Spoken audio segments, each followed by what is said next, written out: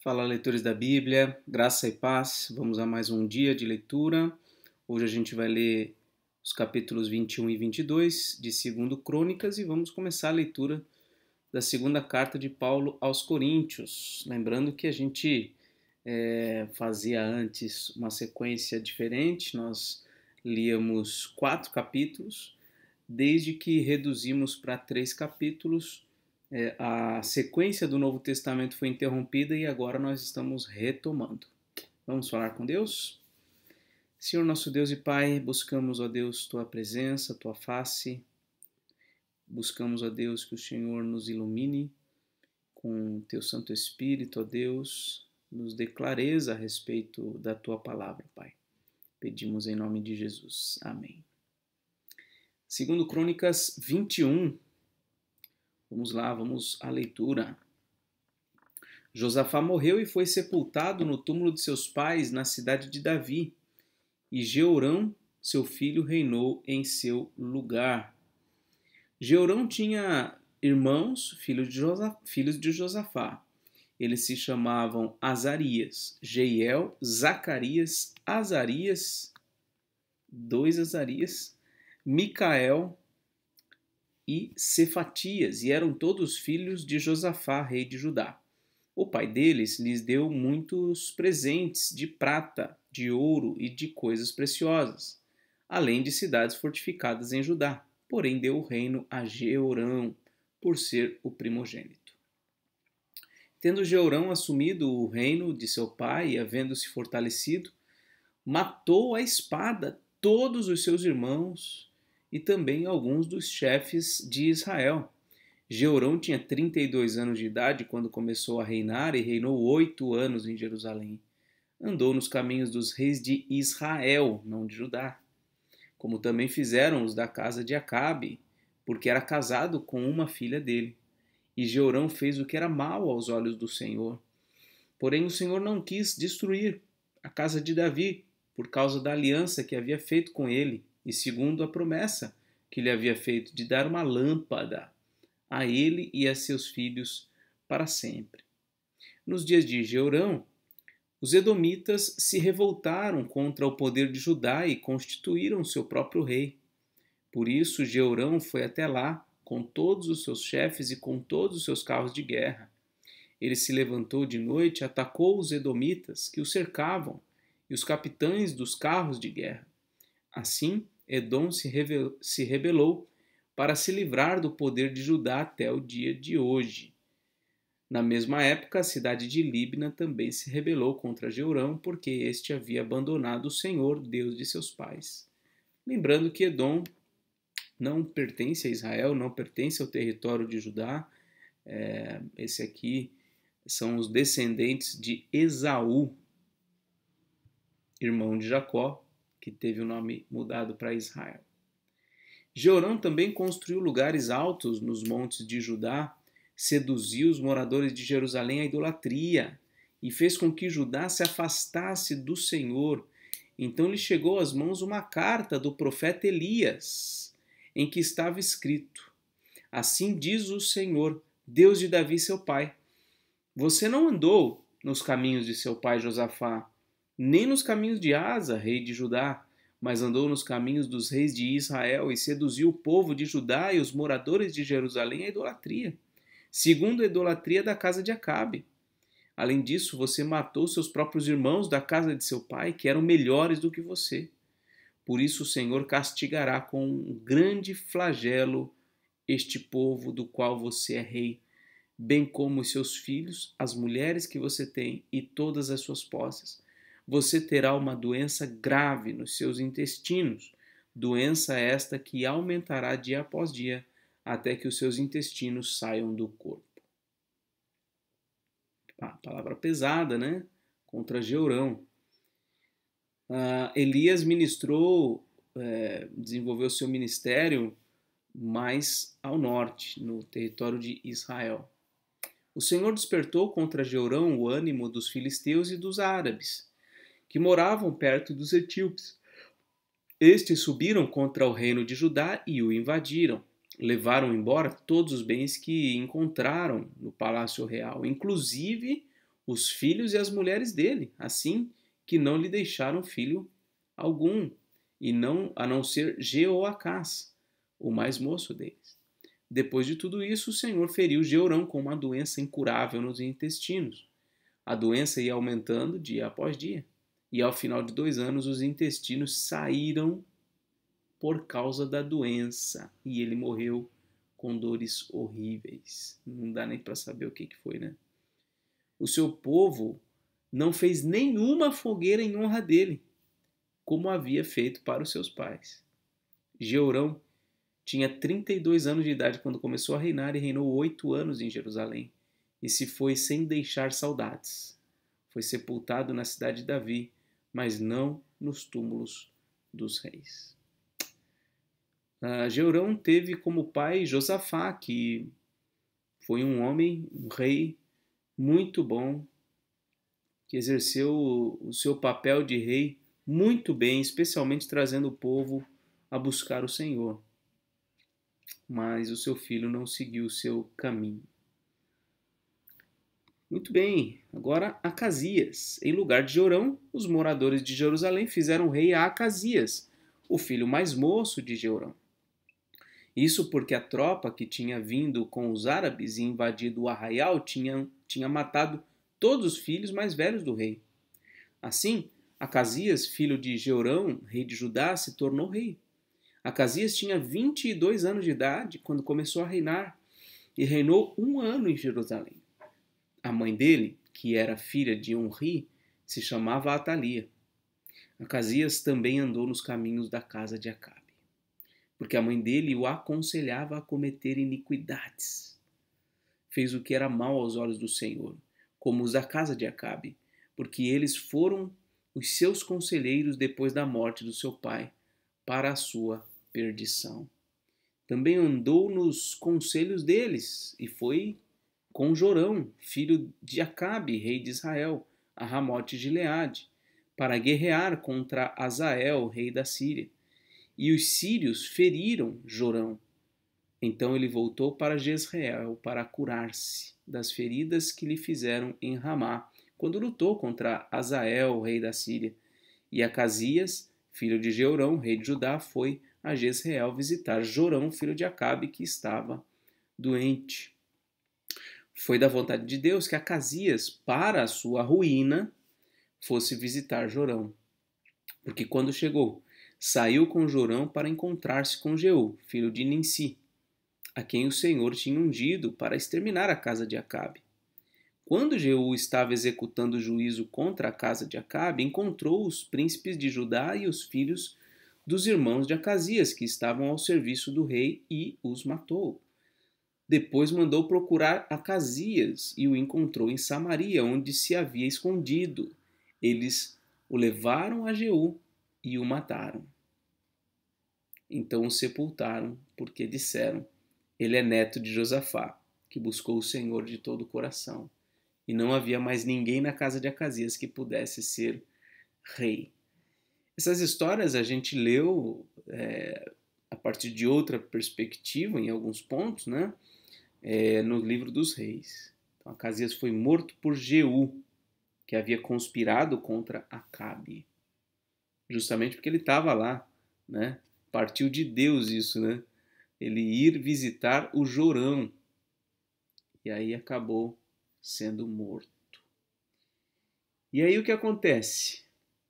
Diz aí no versículo 9 que não havia ninguém na casa de Acasias que pudesse ser rei.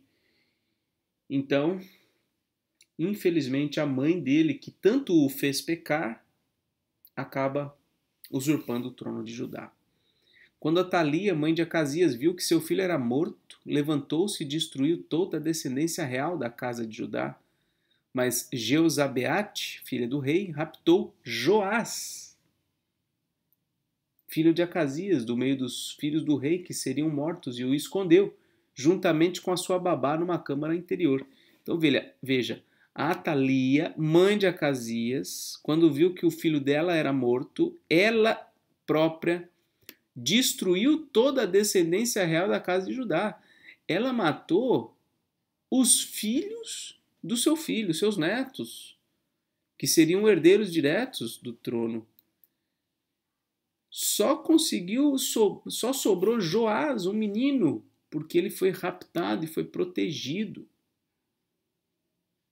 por Jeozabeate. Se não me engano, lá no livro dos reis não apareceu o nome, aqui aparece o nome dela.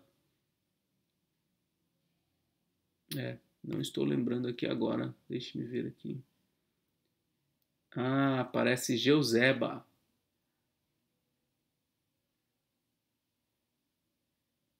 Mas não fala o nome da babá, né? Uma mulher aqui importante na história. Olha como essa mulher foi importante, não só na história de Israel, não só na história de Judá, na história da redenção. Porque nós estamos vendo, é importante a gente ter em mente que toda essa sequência de nomes da tribo de Judá, dos reis, vai desembocar lá na frente em Jesus. Ou seja, se aqui fosse interrompido, não tivesse sido raptado e protegido o Joás, teria sido interrompida a descendência por meio da qual viria o Salvador. Você vê como o tempo todo a linhagem de Cristo esteve em perigo. Esse foi um dos momentos cruciais aí. E, por conta dessa filha do rei, a Jeozabeate, e essa mulher babá que o escondeu e o protegeu e cuidou dele, se não fosse pela providência de Deus e essas mulheres, as coisas não tinham dado certo, ou seja, o plano de Deus teria sido frustrado, mas os planos de Deus não se frustram jamais, não é? Assim, Jeozabeate, a filha do rei Jeorão, mulher do sacerdote Joiada, olha aqui porque talvez, né, ela teve esse cuidado, né? Ela era mulher do sacerdote Joiada, então alguém que tinha consciência do valor, da importância dos filhos de Davi. Irmã de Acasias, o escondeu de Atalia e ele não foi morto. Joás esteve com eles, escondido na casa de Deus, durante 6 anos. E Atalia reinava no país. Muito bem, agora vamos à segunda carta de Paulo aos Coríntios. Já lemos a primeira anteriormente, faz algum tempinho que a gente leu, não é? Lemos a primeira carta, foi uma carta muito dura, a mais dura do Antigo Testamento, que o apóstolo Paulo escreveu a uma igreja bem complicada, com diversos problemas. Nessa segunda carta a gente não vai ver mais um tom tão severo. Mas vamos ver aqui quais serão os temas desta carta. Paulo, apóstolo de Cristo Jesus, pela vontade de Deus, e o irmão Timóteo, a igreja de Deus que está em Corinto e a todos os santos em toda a Acaia. Então ele escreve juntamente com Timóteo está na companhia dele. Eles escrevem então à igreja que está em Corinto e aos demais crentes da região da Acaia. Que a graça e a paz de Deus, nosso Pai, e do Senhor Jesus Cristo estejam com vocês. Bendito seja o Deus e Pai de nosso Senhor Jesus Cristo, o Pai de misericórdias e Deus de toda consolação. É Ele quem nos consola em toda a nossa tribulação, para que pela consolação que nós mesmos recebemos de Deus, possamos consolar os que estiverem em qualquer espécie de tribulação. Porque assim como transbordam sobre nós os sofrimentos de Cristo, assim também por meio de Cristo transborda o nosso consolo.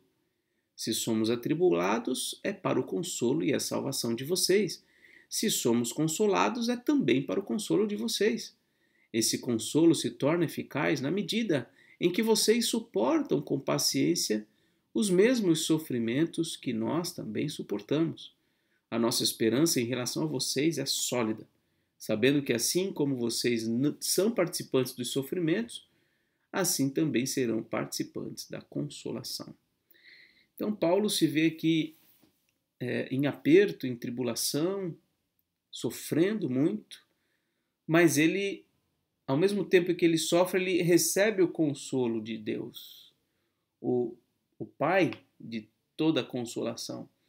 E esse consolo também se estende não só a ele, mas a todos quantos sofrem por Cristo. Versículo 8. Porque não queremos, irmãos, que vocês fiquem sem saber que tipo de tribulação nos sobreveio na província da Ásia. Foi algo acima das nossas forças, a ponto de perdermos a esperança até da própria vida. De fato, tivemos em nós mesmos a sentença de morte, para que não confiássemos em nós mesmos, e sim no Deus que ressuscita os mortos, o qual nos livrou e ainda livrará de tão grande morte. Nele temos esperado que ainda continuará a nos livrar, enquanto vocês nos ajudam com orações a nosso favor, para que por muitos sejam dadas graças a Deus a nosso respeito, pelo benefício que nos foi concedido por meio da súplica de muitos. Porque a nossa glória é esta, o testemunho da nossa consciência de que com simplicidade e sinceridade de Deus, não com sabedoria humana, mas na graça divina, temos vivido no mundo, especialmente em relação a vocês. Então Paulo se gloria pelo testemunho, a sua consciência testemunha tranquilidade para ele, por ele ter agido com simplicidade, sinceridade diante de Deus, na relação com eles, não com base na sabedoria humana, mas com base na simplicidade, na graça de Deus.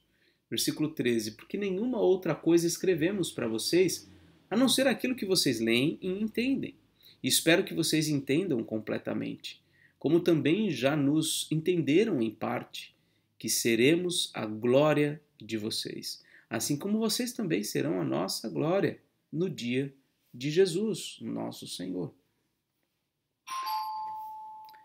Estou com a campanha aqui, mas eu não vou poder atender agora.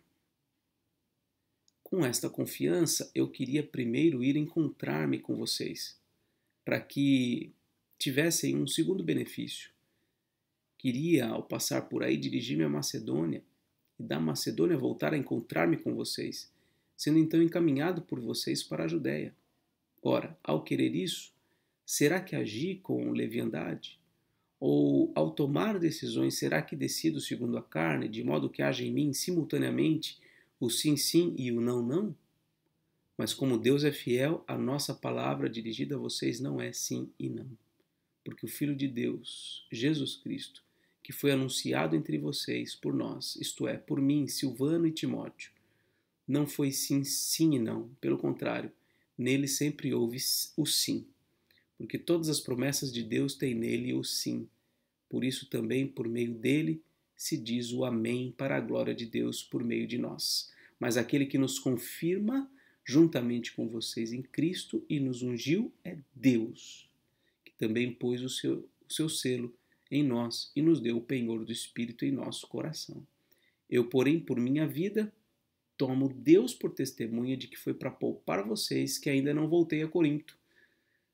Não que tenhamos domínio sobre a fé que vocês têm, mas porque somos cooperadores da alegria de vocês, porque pela fé vocês estão firmes. Bom, o apóstolo Paulo mostra um coração pastoral, né? Ele está explicando porque que ele não foi a Corinto ainda. Havia muitos problemas naquela igreja, uma igreja que não o reconhecia como apóstolo, teve problemas em relação a reconhecer a autoridade de Paulo, e para o bem da igreja ele se ausentou, né? E agora está justificando a sua ausência e está explicando as suas intenções. Muito bem, essa foi a leitura de hoje, que Deus te abençoe, um forte abraço e até mais, se Deus quiser.